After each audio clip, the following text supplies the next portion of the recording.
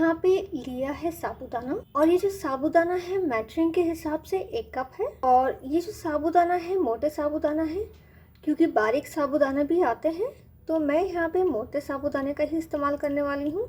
तो ये डाल देंगे हम बर्तन में। तो अब हम साबूदाने को पानी से धोएंगे। तो एक ख़ास चीज़ का ध्यान रखना है कि साबूदाने को हमें कपड़ों की तरह धोना नहीं है, हल्की हल्की उंगलियों से इस तरह से घुमाना है साबूदाने को पानी में। तो ये जो पानी है ये हम हटा देंगे। तो एक बार हमने साबूदाने को धो लिया है, अब फिर से हम दोबारा धोएंगे साबूदाने को। तो फिर से हम हल्के हल्के उंगलियों से साबूदाने को साफ़ करेंगे। अब ये जो पानी है इसे भी हम हटा देंगे। तो हमने यहाँ पे 2 बार साबूदाने को धो लिया है। अब मैं साबूदाने में डालूंगी 2/3 कप नमक का पानी। मैंने 2/3 कप पानी में 1 टेबलस्पून नमक डाला है और नमक को अच्छे से मिक्स कर लिया था, मिला लिया था पानी में। तो यहाँ पे आप देख रहे हो साबूदाना पूरी तरह से पानी में डूबा हुआ है।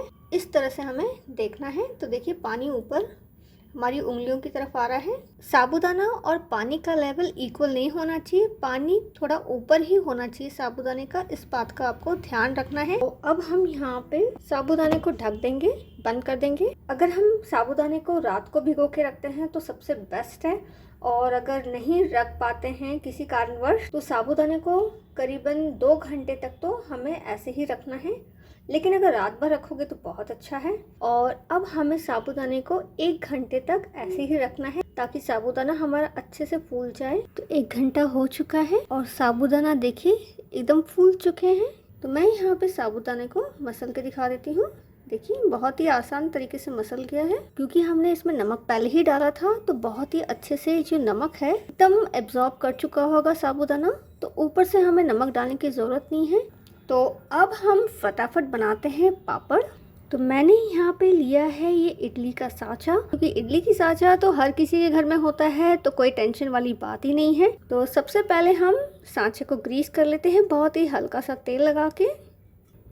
तो मैंने यहाँ पे सिंगदाने का तेल लिया है, आप चाहो तो कोई भी तेल का इस्तेमाल कर सकते हो।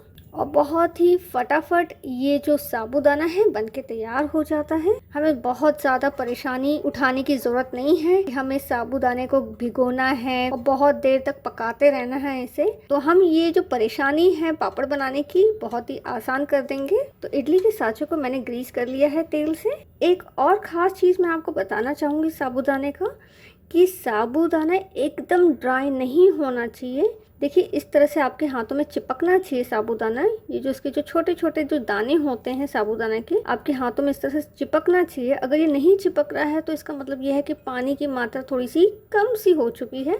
तो ऊपर से आपको पानी के छींटे डालना है ताकि ये जो साबूदाना है हल्के से मॉइस्ट रहे। तो चलिए अब ये जो साबूदाना है वो हम ये इडली के साँचे के ऊपर फैलाएंगे।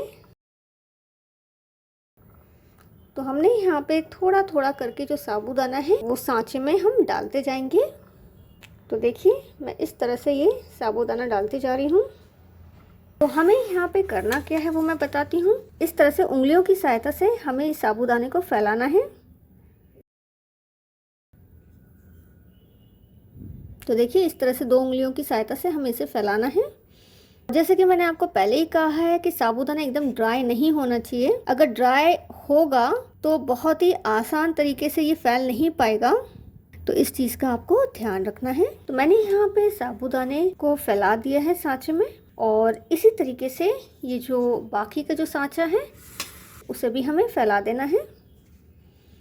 तो है ना बहुत ही आसान तरीका, बिल्कुल भी मेहनत की ज़रूरत नहीं है। तो मैंने यहाँ पे साबूदाने को सेट कर लिया है इडली के सांचे में। और एक खास चीज़ आपको ध्यान रखनी है कि जो साबूदाना है उसके बहुत मोटा लेयर हमें तैयार नहीं करना है, बस एक सिंगल लेयर होना चाहिए साबूदाने का, बस। तो इस चीज़ का आपको ध्यान रखना है, क्योंकि अगर 2-2 लेयर आपके एकदम मोटा मोटा लेयर तैयार करोगे तो साबूदाना बहुत ज़्यादा मोटा फूल के तैयार होगा और खाने में भी बहुत ज़्यादा अच्छा नहीं लगेगा। तो कोशिश कीजिए कि एक सिंगल लेयर साबूदाने का होना चाहिए। तो चलिए अब हम यहाँ पे जो साबूदाना है इसे भाप दे देते हैं। तो ये रहा इडली का सांचा। इडली के बर्तन में मैंने पानी डाल दिया था करीबन 1.5 कप। आँच को तेज़ ही रखा है और तेज़ आँच में ही मैंने पानी को गर्म कर लिया है। तो आँच को अब हम यहाँ पे स्लो कर देंगे और ये जो सांचा है जिसमें हमने साबूदाना सेट किया है वो हम रखेंगे। तब इसे भी हम रख देते हैं। अब इसे हम ढक देंगे और ढकने के बाद हमें यहाँ पे इसे 10 मिनट तक भाप देना है। तो हम चेक कर लेते हैं। जैसे कि आप देख रहे हो, अब ये जो साबूदाना है सफ़ेद नहीं है, एकदम पारदर्शित हो चुका है, ट्रांसलूसेंट हो चुका है। ये इंडिकेशन है कि हमारे जो साबूदाने का जो पापड़ है जो हमने स्टीम किया है तैयार हो चुका है। देखिए यहाँ पे भी आप अगर देखोगे तो ये जो साबूदाना है एकदम ट्रांसलूसेंट हो चुका है, सफ़ेद बिल्कुल भी नहीं है। तो मात्र 10 मिनट के अंदर हमारा ये जो साबूदाना का जो पापड़ है तैयार हो चुका है। तो गैस को मैं यहाँ पे बंद कर देती हूँ। तो ये जो सांचा है वो हम हटा देंगे। तो देखिए एकदम ट्रांसलूसेंट सा है, एकदम ट्रांसलूसेंट, देखिए एकदम पारदर्शित हो चुका है। तो हम यहाँ पे पूरी तरीके से ये जो साबूदाना है इसे ठंडा होने रख देंगे। तो मात्र 2-3 मिनट का ही वक्त लगता है। तो अभी पूरी तरह से जो साबूदाने के पापड़ है ठंडे हो चुके हैं और जब ये पूरी तरह से ठंडे हो जाएं तभी हमें ये जो पापड़ है वो निकालना है सांचे में से।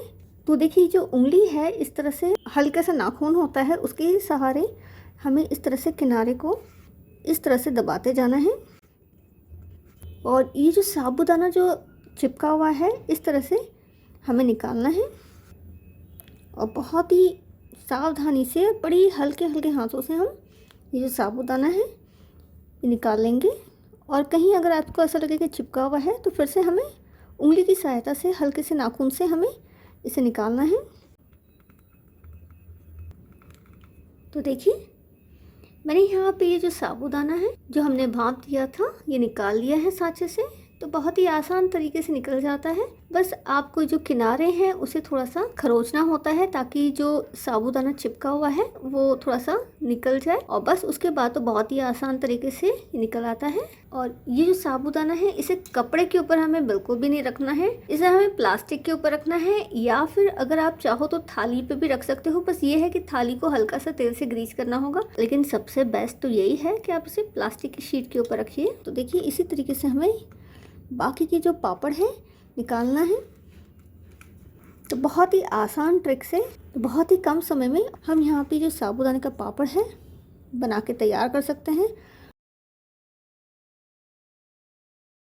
तो देखिए उंगलियों की सहायता से हम इसे आगे आगे खींचते जाएंगे। तो देखिए बहुत ही आसान तरीके से हमने ये साबूदाने के जो पापड़ है सांचे से निकाल लिया है। तो इसी तरीके से हम बाकी के जो पापड़ है साबूदाने के वो हम निकाल लेंगे और प्लास्टिक की शीट पे रख देंगे। तो मैंने यहाँ पे सारे के सारे साबूदाने पापड़ तैयार कर लिए हैं। अगर आपके घर में धूप आती है तो अच्छी बात है, अगर धूप नहीं भी आती है तो भी आराम से घर में ही पापड़ सूख सकते हैं बिना फैन चलाए। तो 1 दिन या ज्यादा से 1.5 दिन का वक्त लगेगा। तो हम यहाँ पे ये साबूदाने के पापड़ को सुखा देते हैं घर में ही। तो साबूदाने के जो पापड़ है पूरी तरह से सूख चुके हैं और मैंने घर में ही इसे सुखाया है बिना धूप के। तो 2 दिन का वक्त तो लगा ही है और अगर आप तेज धूप में साबूदाने के पापड़ को सुखाओगे तो 1 दिन के अंदर बहुत ही अच्छे से सूख जाएगा। चलिए अब इसे फ्राई करके भी देख लेते हैं कि ये फूलता है कि नहीं, अच्छे से फैलता है कि नहीं। तो तेल यहाँ पे हमारा गर्म हो चुका है और धुआं उठना शुरू हो चुका है। आज को मैंने मध्यम ही रखा है। तो ये साबूदाना का पापड़ अब हम फ्राई करके देखते हैं।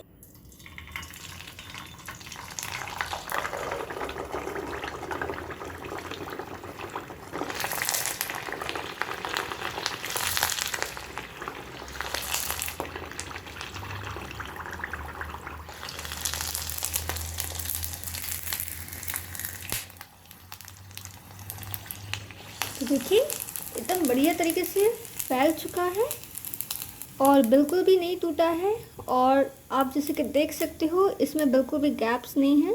तो अब इसे हम निकाल लेते हैं प्लेट पर। जैसे ही हम साबूदाने को तेल में डालेंगे हमें तुरंत झरिया की सहायता से दबाना है साबूदाने को ताकि अच्छे से ये फैल जाए और इसका जो आकार हो टेढ़ा मेढ़ा ना हो।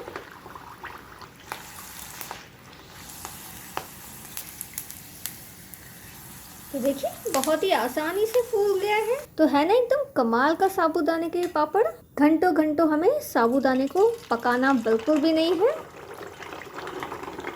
तो ये तीसरा पापड़ भी मैं फुला रही हूँ तेल में।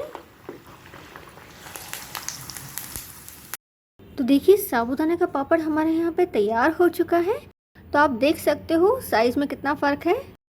हमने यहाँ पे साबूदाने को फुला के 2 गुना कर दिया है। ये साबूदाने का जो आप लेयर देख रहे हो वो सिंगल लेयर ही है, मैंने डबल लेयर नहीं किया है क्योंकि जब आप फ्राई करते हो तो वक्त ज़्यादा लगता है, साथ ही साथ में इसमें हल्का सा कच्चापन रह जाता है तलते वक्त। तो मैंने कोशिश यही की है कि साबूदाने का एक सिंगल लेयर होना चाहिए।